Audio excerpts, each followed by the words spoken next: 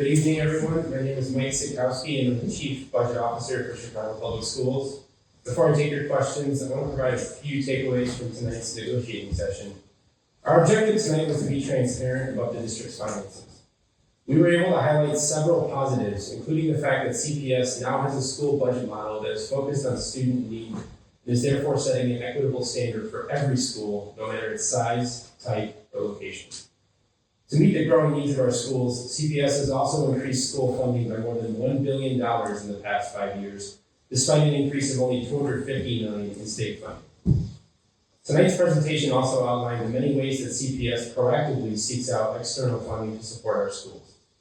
This is an important point given the limited control we have over the district's revenue streams.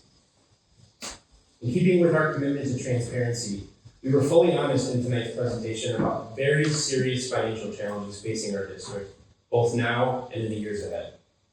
We also highlighted how the investments we've made these past few years have led to CPS students leading the nation when it comes to academic recovery from the COVID-19 pandemic. We stressed the need to protect these investments, which can only happen if we are fiscally responsible with our decisions and if we work together to advocate for additional revenue sources for our schools. I'll take your questions. So CTU outside was saying that they feel like the presentation that you guys made, saying that the contract costs a lot of money and there's no financial resources for it, was against what the mayor is telling you guys to do, and that you guys are not meeting the mayor halfway or the CTU halfway. And I'm wondering if you guys can respond to the sort of this painting of the district as being like going rogue from the mayor.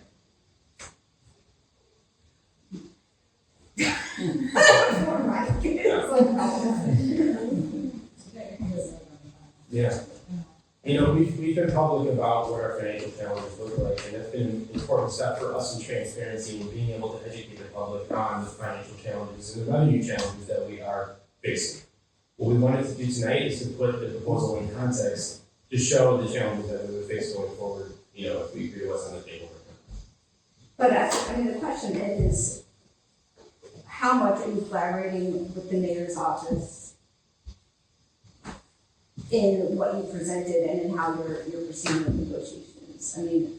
Usually in the past, the mayor is behind the scenes calling the shots. So I want to know, how much are you guys talking to the mayor and the mayor's people? How much do they know?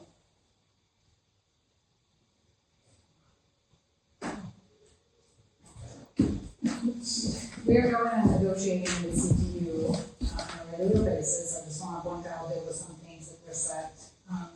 This didn't mean that we're actually not exchanging papers. We are not really making progress in the public bargaining sessions. This is just a small portion of the actual bargaining process. We're meeting with CTU. Members of the mayor's team are informed about the ongoing conversations and discussions. It was stated this evening something about the mayor's transition plan. And I want to give just a couple of examples. We did move away from student-based budgeting to a needs-based funding formula, and this is the key tenet of the mayor's transition plan. We are currently working on a joint, task force around sustainable community schools, which is another one. And the teams are working diligently, team from CTU and team from the district, to determine what is the best path forward. We are not moving away from some of the commitments, and we actually are working very closely to deliver on some of those things. But as Mike pointed out, we're also responsible to be transparent to our public community, to our parents, to everyone else, because along with really big goals and vision for future revenue streams, we all agree. I'm an educator. I always want more in the classroom and more for students in Chicago. We're not saying what we have is enough. We are also responsible to figure out what is the immediate short-term path forward for our schools and for our district. And the other thing that I want to underscore is we do value our teachers. Our teachers deserve to have, increases in, their pay, compensation for cost of living adjustments and everything else that needs to happen. We are not denying this. We're actually really looking for every possible option to support this moving forward.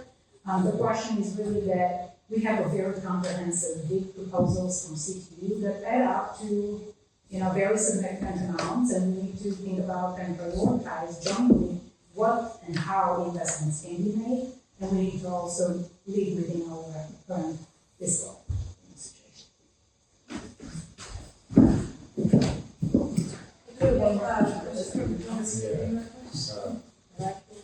So we have a question from Rima from Charlie. The question is, in the slide about the deficit relating to CPU proposals, do those deficit figures assume the same revenue year over year, or do the different deficit figures for each fiscal year include different revenue projections? So just to be clear on what we presented tonight, this assumes that we continue to get additional funding through the state or evidence-based funding. This assumes that we continue to tax the cap with our property taxes. This assumes that we maximize the revenue streams that we have available to us. And even with those things, this is still the challenge that we're facing. And so as we talk about how we advocate for revenue going forward, as we talk about what potential budget gaps might be, this is with the tools available at hand. We're still facing significant challenges. One other question I wanted to ask is about the idea of a lawsuit to call back money. And I'm wondering how realistic you guys think that is, and even if it is realistic, what would you say would be the timeline of something like that? So as I mentioned with the presentation, we are in a class action lawsuit since 2015, and this lawsuit can take years, right?